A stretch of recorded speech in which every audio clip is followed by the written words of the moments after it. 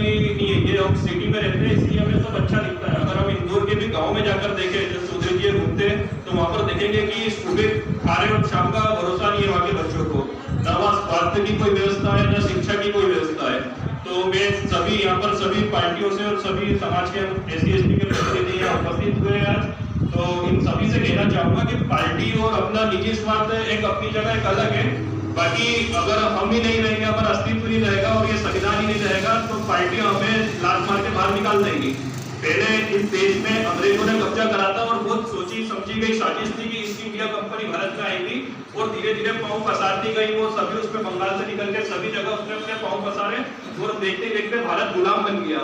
और उसी तर्ज पर आज हम देखो तो वही कारपोरेट घराना चारों तरफ अपने पांव पसार लिए। आज आपको किसी भी आप फील्ड में जाएंगे तो आपको अडानी, अंबानी, दालमिया, इन्हीं परिवार का कब्जा आपको दिखेगा। और भविष्य में अगर आज हम सब एकत्रित नहीं हुए और सभी बुद्धिजीवी आकर एक साथ अब सड़क पे नहीं उतरेंगे तो भविष्य में हम देखेंगे कि हमारे जो पीढ़ियां आने वाली वो सब कब गुलाम बन जाएगी हमें पता ही नहीं चलेगा। बस फर्क ये था राजा महाराजों से हटके आज हम इनके गुलाम बन जाएंगे कारपोरेट घराने के। और उसी के साथ में आज हमारे बीच में मुस्लिम समुदाय के भी हमारे साथी जन उपस्थित थे, उनके प्रतिनिधित्व करते मुनीर भाई हमारे बीच में। मैं बोलना चाहूंगा मुसलमान सिर्फ बहाना है और ST/ST पे ही निशाना है, ये बात हमको बहुत गहराई से समझना होगी। मुसलमान को मीडिया बहुत प्रोपेगेंडा करके दिखाती है, जैसा कि हमने जब कोरोना का चला था हमने देखा कि चारों तरफ एक माहौल बना दिया गया था कि कोरोना लेकर ही मुसलमान आया और मुसलमानों ने खिलाया और इतना जहर भर दिया था कि लोगों जो मुस्लिम अपने भाई बंधु थे जो छोटा मोटा धंधा करते थे, फल फ्रूट के ठेले लगाते थे, लोगों उनको निकल के मार रहे थे कि ये उसमें थूक रहे, ऐसा कर रहे, वैसा कर रहे। पूरा एक प्रोपेगेंडा उसमें मीडिया ने पूरी अहम भूमिका निभाई और हमारे मस्तिष्क में ये डाल दिया कि मुस्लिम लोग गंदे और ये कोरोना को फैला रहे। केस चला, ठीक है, सब चीजें हुई और हाई कोर्ट ने उस चीज में डांट लगाई है कि ये सब चीजें गलत थी और ये प्रोपेगेंडा था। मीडिया अपनी जगह पूरी धूमिल हुई। तो हमें ये सब जितने भी प्रोपेगेंडे चल रहे भारत देश में वो पूरे गहराई से समझना होंगे। हमें किसी भी मीडिया चैनल की किसी भी बातों में नहीं आना है। और हमें चौधरी जी, मैं आपके माध्यम से राज्यपाल जी बैठे हुए मैं एक बात कहना चाहूंगा कि हमें लड़ाई लड़नी है स्वास्थ्य और शिक्षा की। तो हम आगामी लड़ाई ये लड़े कि एक तो जो शिक्षा है उसका राष्ट्रीयकरण हो जाए और एक स्वास्थ्य का राष्ट्रीयकरण हो जाए। जैसा कि पिछली सरकारों ने बैंकों का राष्ट्रीयकरण करा है, अनेक राष्ट्रीयकरण हमारे देश में हुए जिससे हमारे देश में प्रोग्रेस हुई है, तो उसी तरह एक शिक्षा का राष्ट्रीयकरण हो जाए। ये जो दुकानें चल रही है वो बंद हो जाए।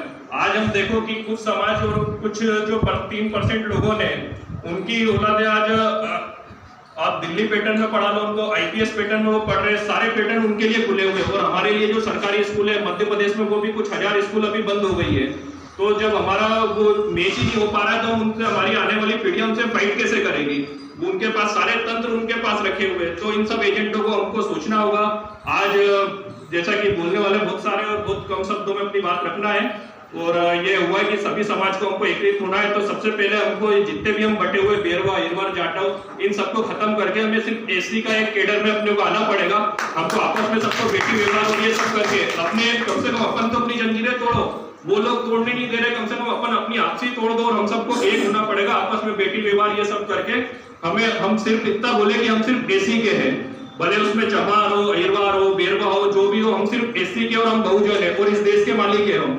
और मुस्लिम भाई जब तक हमारे साथ में है, भले कोई कितना भी प्रोपेगेंडा फैलाए, मुस्लिम भाई जब तक है, जब तक हम लड़ाई मजबूती से लड़ रहे हैं इस देश में और इस देश में पुरानी की तरह सांप्रदायिक हम बनाए रखें, सद्भावना हम बनाए रखें, हम किसी की बातों में न आए। और आगामी जो अभी देखा जाए तो उपचुनाव जो अभी चल रहे हैं, बहुत महत्वपूर्ण विषय, मध्य प्रदेश में उपचुनाव और अधिकतर सीटें SC/ST की है। हमें इस बात पे गौर करना है, जो भी लोकतंत्र के साथ जो खिलवाड़ हुआ है, अगर इस बार हमने इन्हें नहीं रोका तो ये आपको ही मालूम है, सबको मालूम है, जो भी कांग्रेस पार्टी से गए ये सब बिक कर गए और निजी स्वार्थ के लिए गए, कोई देश हित के लिए नहीं गए या अपने लिए नहीं गए या SC/ST के लिए नहीं गए।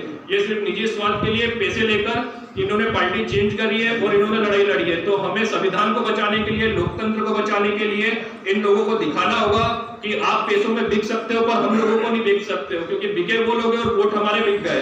तो हमें इस बार इनको अपना असली चेहरा इनको दिखाना होगा कि SC/ST की ताकत क्या है। और दूसरा कि अब इससे ज्यादा महत्वपूर्ण नगर निगम के चुनाव आएंगे और नगर निगम के चुनाव बहुत मायने रखते हैं, क्योंकि पॉलिटिकल में वो जड़ होती है किसी भी चीज की। तो हम सबको एक होना पड़ेगा। अहिरवार समाज, बेरवा समाज काफी तादाद में इंदौर में है और हम चाहेंगे कि बेरवा और अहिरवार अगर मिले तो आपको जान के आश्चर्य होगा, अपने 5 विधानसभा है सिटी में, उसमें से 4 में ब्राह्मणों की सीट है। उसमें भले कैलाश विजयवर्गीय हो, रमेश मेंदोला हो, आकाश विजयवर्गीय हो, मालिनी गौड़ हो, तो 4 पे सिर्फ इन लोगों का कब्जा है सीटों पर, और वो भी उन सीटों पर जहां पर बाहुल्य हम लोग है। 2 नंबर सीट में सबसे ज्यादा बाहुल्य हम लोग है, फिर भी हमारे ऊपर प्रतिनिधित्व हमारा एक ब्राह्मण कर रहा है। और उसका कारण है कि हम लोगों की एकजुटता नहीं है। उन्हें आपस में सबको लड़ा देते हैं, पेरवाओं को अलग लड़ा देते हैं, हिरवारों को अलग लड़ा देते हैं। और देखा जाए बस्तियां भट्टे की फेल उसके अंदर है, पंचम की फेल उसके अंदर है, सब सघन बस्तियां हमारी है। अगर हम एक हो जाएंगे और 5 नंबर विधानसभा सीट पूरी की पूरी अल्पसंख्यक सीट है, उसमें खजराना हो गया, आजाद नगर हो गया, ये चाहे तो हम लोग अपने प्रतिनिधि खड़े करके जिता सकते हैं। तो हमें उसमें भी अगली मीटिंग में उसमें बहुत गंभीरता से विचार करना चाहिए कि हमें क्या करना है और कैसे करना है, क्योंकि जब तक हम अब एक नहीं होंगे तो हम बिखर जाएंगे और हमारी आने वाली पीढ़ी वापस गुलाम बन जाएगी। तो इसी के लिए धन्यवाद, मुझे आप लोगों ने मौका दिया।